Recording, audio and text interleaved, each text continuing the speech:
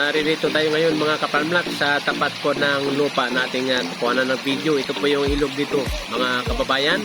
Corner lot po siya sa dalawang ilog. Yan po yung isang ilog mga kapalmlat. And then hanggang dito po ay makakapasok po yung inyong sasakyan basta po 4x4. Okay? Any season po mga kapalmlat makakapasok dahil maganda na po yung kalsada. At 250 meters lamang yung ating distansya mula po sa highway. Ganun po kaganda mga kapalmlat. At yung kanyang price po nito ay 100 plus lamang mga kapalmlat. Ganun po kamura. You are watching Realty Philippines TV. Please don't forget to subscribe.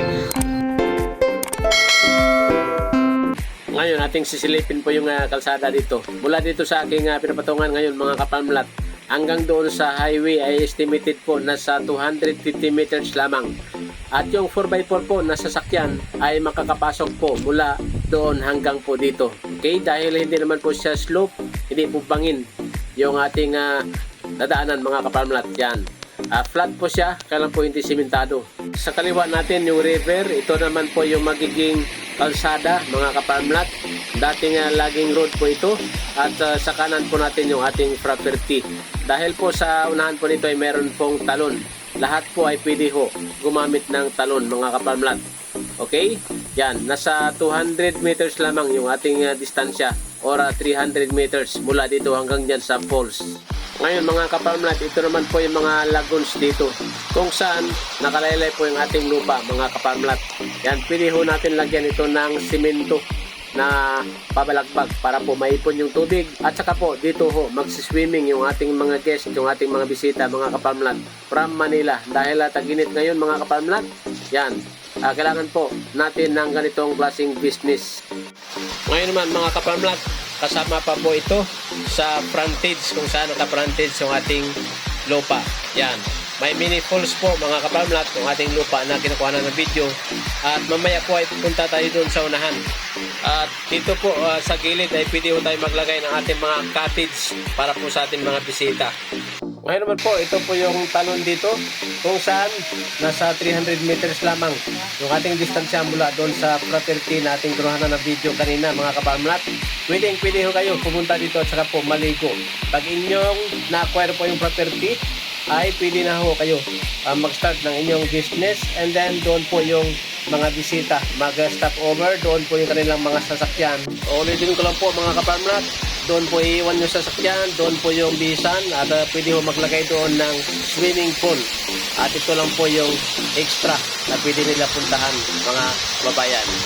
Ito pa po mga kapalmlat, yung mga lagoons na malapit po yung ating kinuhanan kanina ng video na property na 1.7 hectare sa halagang 100 plus per square meter.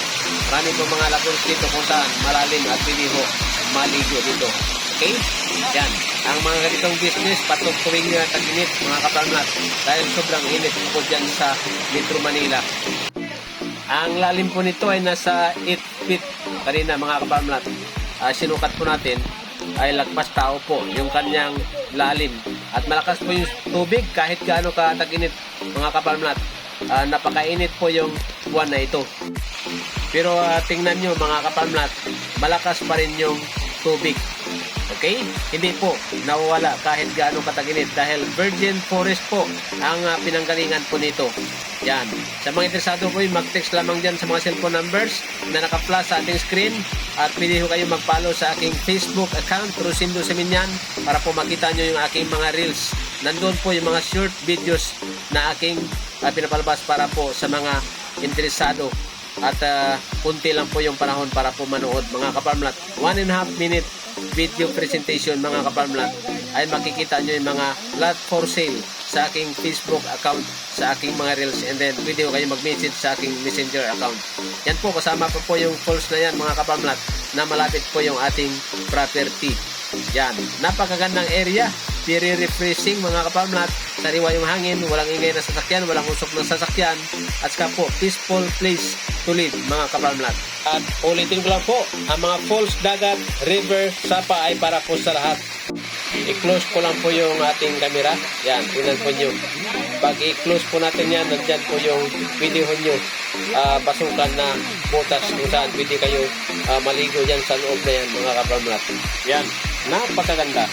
Yan po, maraming po salamat. At muli from Real Quezon, ako muli si Rosendo Saminyan. Kayo po ay nanonood sa inyong paboritong himpilan, Realty Philippines TV.